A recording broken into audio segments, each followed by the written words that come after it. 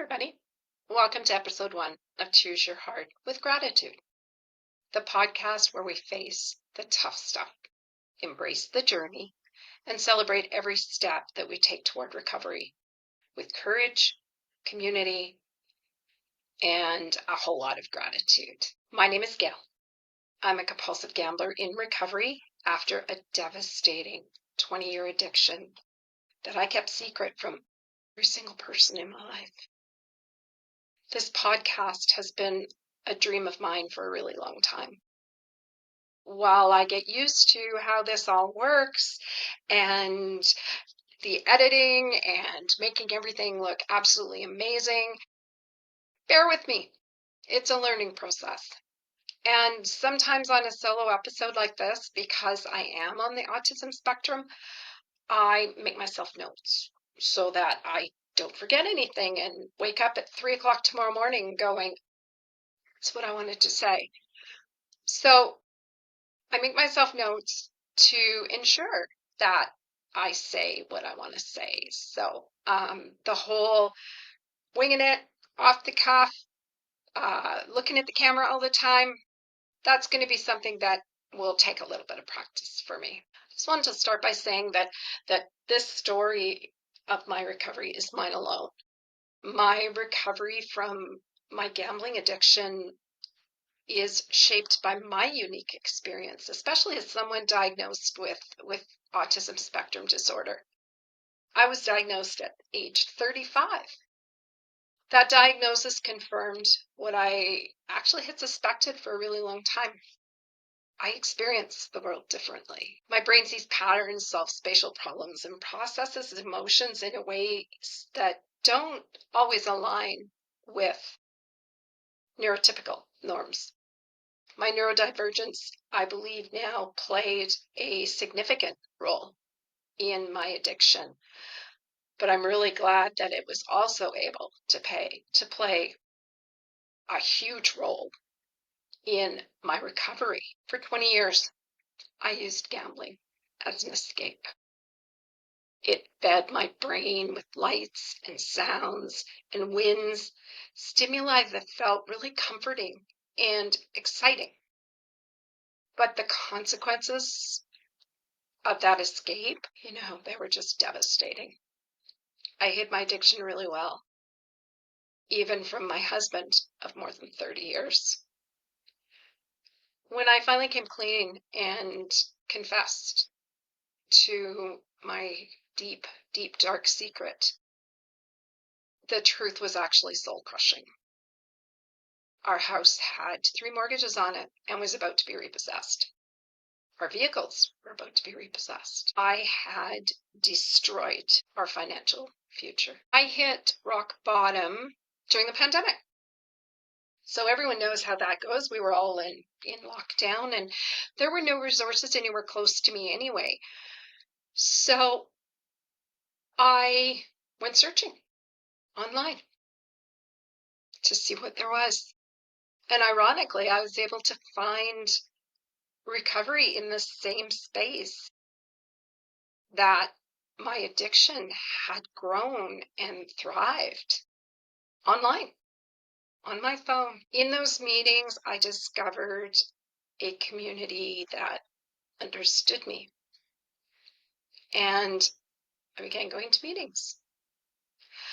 Discovered really fast, though, that nobody was coming to rescue me and that recovery was not going to be easy.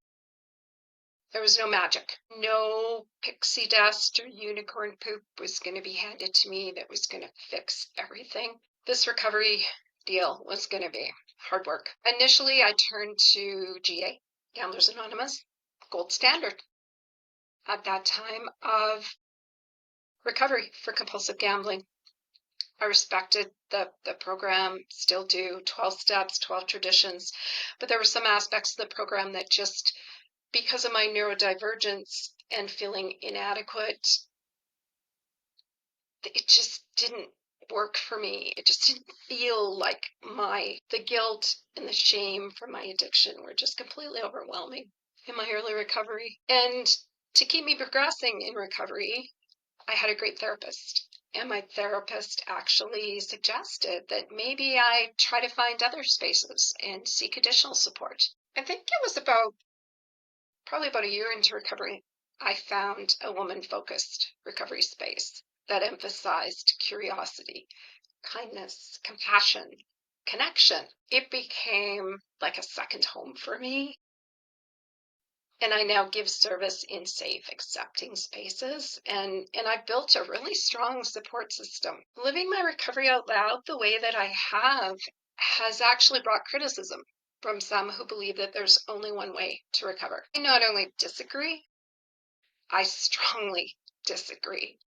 I believe that within each of us, there is the ability to craft our own successful recovery journey for ourselves.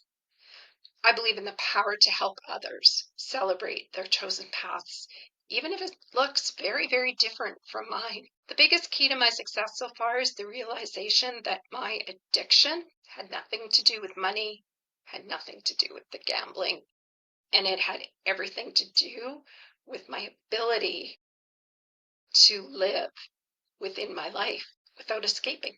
Gambling had been my escape to dealing with things in life that I didn't possess the skills to deal with. I didn't know what to do with them. So in recovery, it made perfect sense to me that if I didn't want to gamble, I needed to remove the desire to want to escape. To remove the desire to escape, I had to change my life into one that I wanted to live in. And that was going to mean that I needed to learn new life skills. Recovery for me is about tools and actions. Tools are useless without the action of using them. Recovery is about making daily choices, not to gamble, to stay accountable, and to build a better life. I came into recovery broken, ready to die. I was willing to do anything to change. I often give the example that when I came into recovery, if someone with some years of successful recovery had said to me, Gail, you will be successful if you walk backwards for the rest of your life. I was so hungry for making my life better that I would still be walking backwards. Recovery is really hard, but it is so worth it. And while there's no magic wand, there is hope, strength, and the power to choose a better path. Each morning when I wake up, I choose which way I want my day to go. My journey may not look anything at all like yours, but that's because it's chosen by me, for me, and it works for me. So here we are, episode 1. Today marks 62 months of successful recovery. And here I am, beginning brand new journey of sharing inspiration and stories with all of you. I've met some really amazing people in my journey. Many are still here. There are some, however, that in my 5 years of recovery, I have seen come and go. Some come back, some don't. And that's the reality of this addiction. This addiction takes lives. This addiction brings us to our knees. This addiction makes us wonder if we can really do it. So some of these people that I've met in my journey, I will introduce you to on episodes in this podcast. There's people who put themselves out there to show that not only can we recover from this addiction, but we can truly thrive. I hope that this podcast will bring hope, inspiration, laughter. And yeah, there might be some tears every now and then as we share the incredible journey that we find ourselves on. It will be raw, it'll be real, and above all, it'll be honest. There will be guests who are recovering compulsive gamblers from all over the world. There will be guests who work in recovery spaces professionally. And I'm going to throw in some special surprise guests along the way. There's going to be a new episode once a week to start, and we're going to be on YouTube, Spotify, and Apple Podcasts. I believe that connection is what brings us joy. hope, and inspiration. By sharing openly and honestly our journeys out of addiction and through our recovery, we can give and receive support to and from each other. This podcast is the realization of my dream to truly give service outside of spaces and reach the gambler who still is struggling and wanting to know that there truly, truly is a way out. There is a way to change your life for the better. I don't know if I would actually even be doing this podcast if it wasn't for the recent support and encouragement of others who do this same work, who I admire very much. Couple shout outs here, guys. Shout out to Christina at Broke Girl Society. You know what you mean to me and how much your vision for service to women in recovery has inspired me. Shout out to Adam at Modern Meeting, who has a vision for everyone being able to choose their own path and create space for sharing in connection. Shout out to Daniel at Addicted Recovery, whose soft-spoken strength and gentle ways have supplied my recovery with many aha moments over the years. Most of all, shout out to each and every single woman and man in recovery spaces who choose to show up and fight every day to take back control of their life.